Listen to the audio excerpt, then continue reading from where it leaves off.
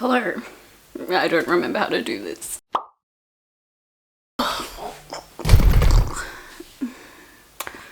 Feel like I look terrible. So I've been away for like a month and a bit, but it's been like almost 2 months since I've actually filmed something. So this is probably gonna be like really rusty. I apologize. It's funny how like quickly you lose certain skills, but hopefully they'll start to come back as I go. But I feel really awkward right now. So I'm here today to chat about my reading for Bookemon. So Bookemon is a reading challenge that I created and I'm hosting with a bunch of other lovely people. I will link the information and the announcement video, so you can go check that out if you don't know what it is. Basically it's based on Pokemon and you read to lure out and catalog cute little creatures, and you fill out your like little bookie decks, which is like the Pokédex, and it's really fun. And we've got a great little community over on the Discord, and there's a WordPress website, and it's just really fun. So if you want to join, I highly recommend, because we're having a great time. And I thought I would like to do like little wrap-up videos for my reading for January, but then also cataloging what I read for Pokemon. So if you don't care about Pokemon but you still want to hear what I've been reading, this is basically a wrap-up. And I'm also going to do wrap-ups of what I read for Babe. So Babe is a book event that I'm going to, well, hoping to go to in 2025. So I've been reading books for that. And so I'm also going to do reading wrap-ups for that as well. So I'm going to do my reading wrap-ups. Not going to be super in-depth just because I'm not really in the place right now to be editing really long, intense videos. So I won't be going as in-depth as I would usually, but I'm still going to chat about the books. And I think it'll be fun to look back on these journeys. So yeah, the Babe video will be out hopefully after this one at some point.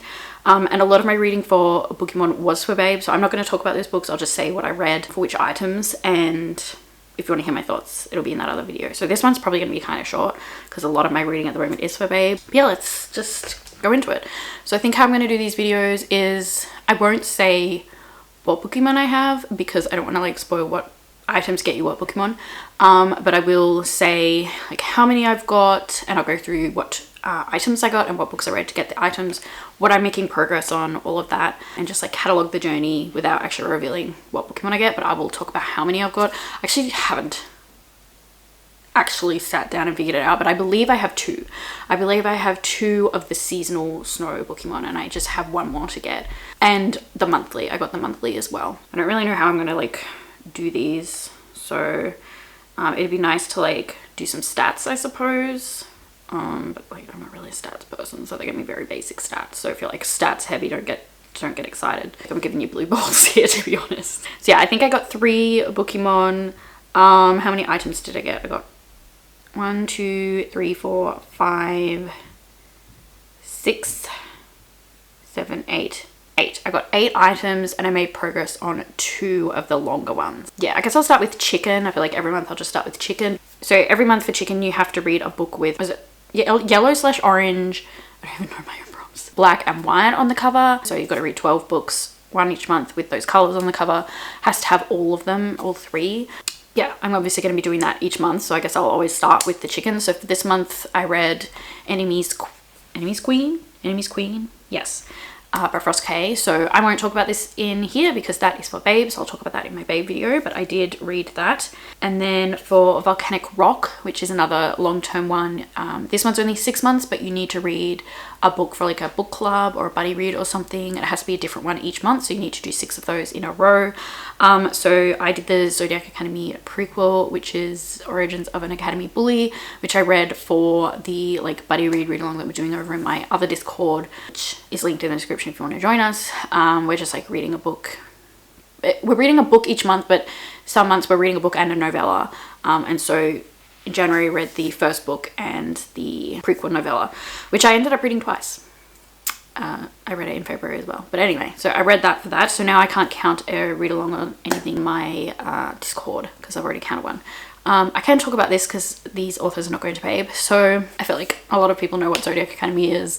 It's like a dark bully, like fantasy school romance. They're 18. It's about these 2 twins that live in the human world. Then they find out they're like actually the heirs to this like throne, but they were taken away to the human world, so they don't know about it. They're actually Fae, and Fae have these like orders where they're actually like other mythical creatures as well.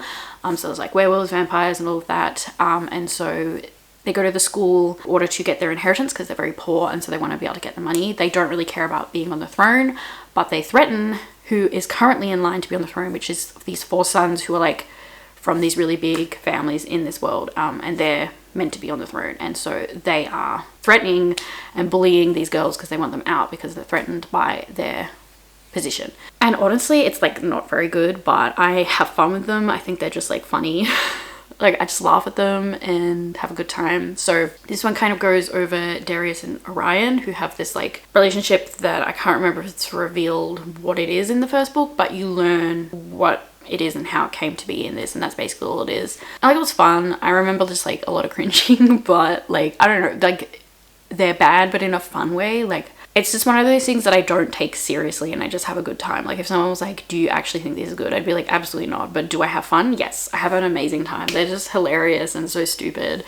And it's just fun. Like it's just fun, silly, lighthearted reading. And they're kind of fucked up, but it's a good time. So I enjoyed this prequel though, because I really like the relationship between those two. I enjoyed it. I enjoyed learning about that. There was like, he's like engaged to his cousin, and the way he was like talking about how ugly she was just like absolutely insane, and I was just like wanting to die. It was so bad. Then I might talk about Pacify. So that was the prompt for our monthly Bookemon. So each month we have a Bookemon that you can get for only that month, and then after that you can't get it.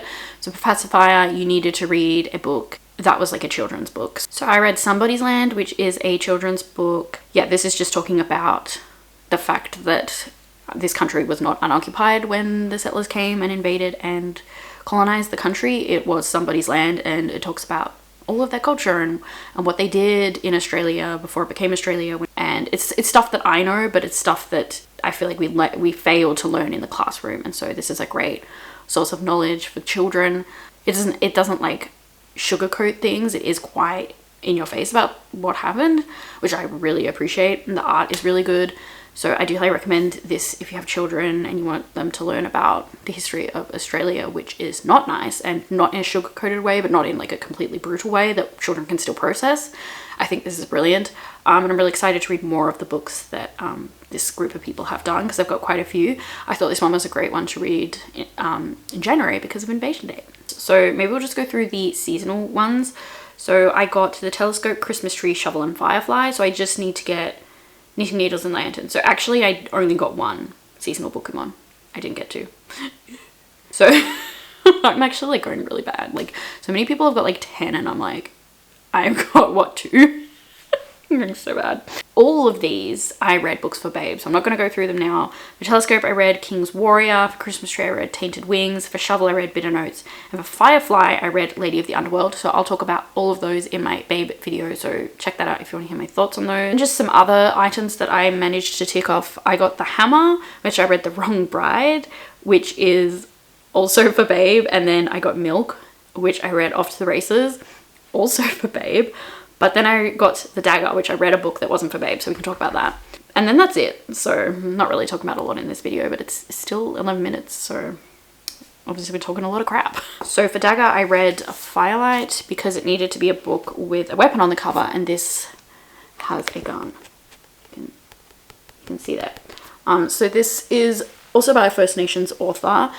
This is a short story collection. I really wanted to read this last year. I just like went to a bookshop and found it and was just like obsessed with the cover and like what the book sounded like it was about. So I picked it up because of that. I'd never heard of it and I ended up really enjoying this. So with those short story collections, obviously generally there's some you like more than others. So there were some really good ones that were like 5 stars. Then there were some more like 3 stars and 4 stars. So I think I'm gonna give it a 4 stars overall, but I really did enjoy some of these. My favorite stories were The Rupture. That was my favorite overall. I actually freaking loved that. I'm still thinking about it. It was so good. The Last Penny and Tommy Norley. So they were my favorites. But yeah, this whole collection is really interesting. It was kind of weird, and I think what really brought it down for me is that it's actually only like 6 or something short stories, and like a third of the book is one longer short story. And I didn't really like that one. It just was weird. I think it was like it either needed to be shorter or longer. I feel like that middle ground just didn't cover enough. It's like it tried to cover more than it could. Whereas if it had just been shortened and covered what it would have made more sense. I don't know. Like, it was just trying too much for the length that it was. And it felt really disjointed. And it's like, it takes place over this girl's life. So it's like 2 parts. And the first part, when she's younger, is like way longer.